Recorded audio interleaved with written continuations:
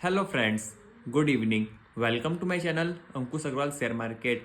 बात करेंगे आईपीओ की, क्योंकि आईपीओ का मार्केट बहुत गर्म है। डेली नए आईपीओ लॉन्च हो रहे हैं और डेली नए आईपीओ क्लोज हो रहे हैं। आज 5 आईपीओ क्लोज हुए और धमाकेदार सब्सक्रिप्शन देखने को मिली। लेकिन कल क्लोज हो रहा है एक और धमाकेदार आईपीओ, सेनोर्स फार्मास्यूटिकल्स लिमिटेड।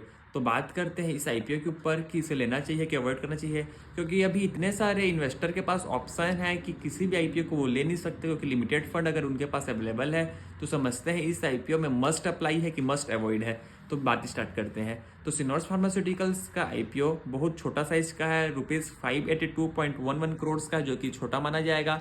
जो कि कॉम्बिनेशन है फ्रेश इशू का और ऑफर फॉर सेल का। फ्रेश इशू है 500 करोड़ और ऑफर फॉर सेल बहुत कम है 82.11 करोड़, जो कि एक अच्छा माना जाएगा, खराब माना नहीं जाएगा। बात करते हैं आईपीओ के। तो आईपीओ दिसंबर 20 को स्टार्ट हुआ था, जो कि कल 24 दिसंबर को क्लोज होगा। तो कल लास्ट डे है बिडिंग के लिए और ₹372 टू ₹391 पर शेयर इसका लॉट साइज है, जो कि रिटेल के लिए मिनिमम इन्वेस्टमेंट बनेगा ₹14,858। और बात करते हैं कंपनी के और कुछ डिटेल्स की। तो रिजर्वेशन समझते हैं। तो एंकर इन्वेस्टर को मिला है 45%, ह्यूज शेयर उनको मिल रहा है, क्यूआईबी को मिल रहा है 30% और एचएनआई को मिल रहा है 15%, बिग एचएनआई को जिसमें 10.25% और स्मॉल एचएनआई को 4.75%। रिटेल शेयर्स को मिल रहा है 10%। तो रिटेल को बहुत कम मिल रहा है, तो इससे देखने को ये मिलेगा कि रिटेल का सब्सक्रिप्शन बहुत हाई देखने को मिलेगा। और बात करते हैं और कुछ अदर की डिटेल्स की। तो जो कंपनी का जो प्रोमोटर है, उसमें प्रोमोटर में है स्वप्निल जतिन भाई शाह और अशोक कुमार विजय सिंह शाह। तो जो 82.11 करोड़ का शेयर जो सोल्ड कर रहे हैं, इन्हीं लोग कर रहे हैं, जो कि प्री आईपीओ 71.1% है, वो कम हो जाएगा इनका कंपनी को आईपीओ शेयर को बेचने के बाद। और बात करते हैं कंपनी करती क्या है।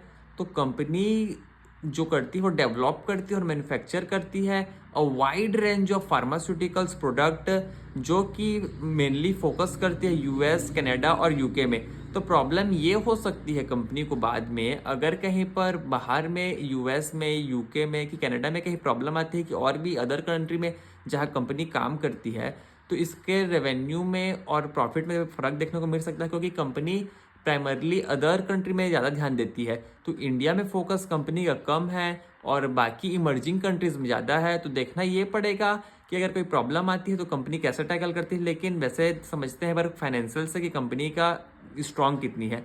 तो फाइनेंशियल्स को देखते हैं। तो रिवेन्यू फ्रंट में बहुत तगड़ा उछाल देखने को मिला है फाइनेंशियल्स में, और प्रॉफिट में भी बहुत तगड़ा उछाल देखने को मिला है।